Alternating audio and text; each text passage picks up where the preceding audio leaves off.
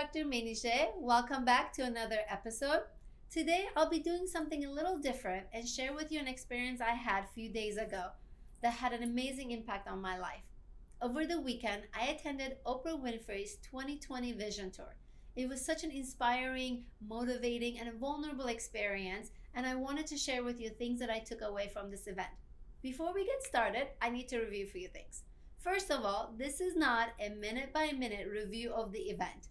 I do not need Oprah's people coming after me for some copyrights. I will simply be sharing with you 3 things that I took away from the tour.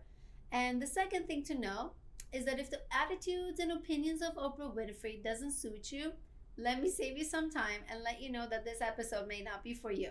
I have a few other episodes you can check out, but for those of you that feels inspired by Oprah as much as I did, then let's get talking.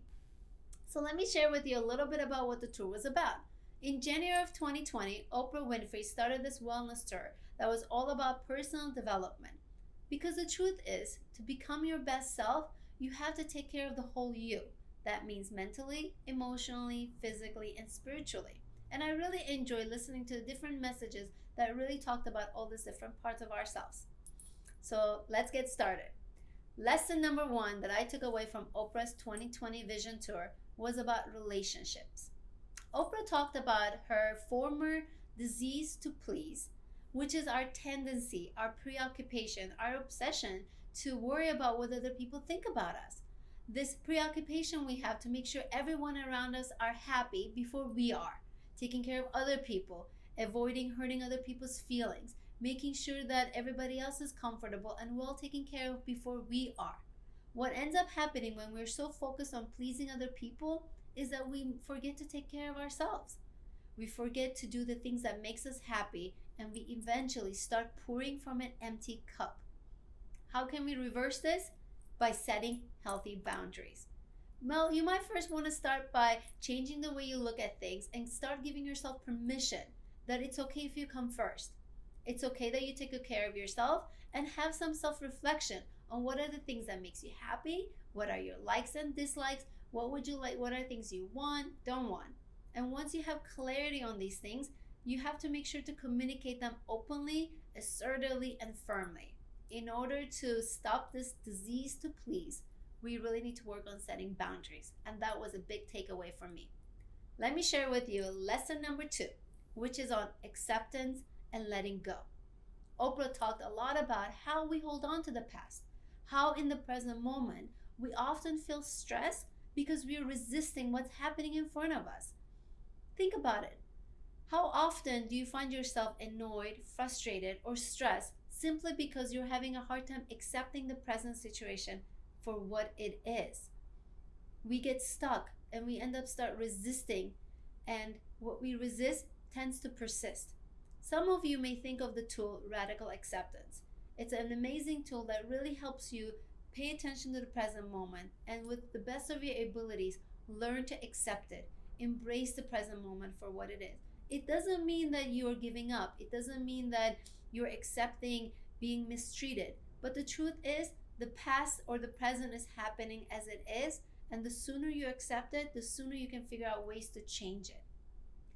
Third lesson that I really took away from Oprah's 2020 Vision Tour was about limits that we put in ourselves. We all have opinions about ourselves. Sometimes they're positive, and other times they're negative thoughts we have about ourselves, negative beliefs we have of what we can and cannot do. And what ends up happening is that these beliefs limits us. What ends up happening is that we limit ourselves. We stand on our own way. We tell ourselves that I'm too old, I'm too young, I'm not smart enough, I'm not creative enough. This has been done before. What do I have that will be different or unique? And all those are thoughts that you are creating or you're believing that limits you. So the most important thing to do in order to be your most authentic, truest self is to let go of these limits of what you can and cannot do. Start tapping into that place that allows you to dream, allows you to be limitless, and see what you can start to achieve. Maybe you might want to start journaling some of these things down, naming some of your limiting beliefs, and work on how to challenge them and reframe them. But the truth is, We all have a unique strength, a unique gift to give to other people around us. And in order to become and tap into that self, we need to let go of the limits we put on ourselves. I really took away to that living a limitless life is what will give meaning to my life. So these are 3 things that I took away about relationships, about the disease to police, our difficulty accepting and letting go of the present moment, and how we can put limits in ourselves and way to find to live a limitless life. I hope those things resonated with you as well. If you have any thoughts, comments, please make sure to share them below. If you haven't already, don't forget to subscribe. And you can also connect with me on Facebook and Instagram under Dr. 𝐬𝐻𝐻. Thank you so much for listening to this episode, and I cannot wait to see you in the next one.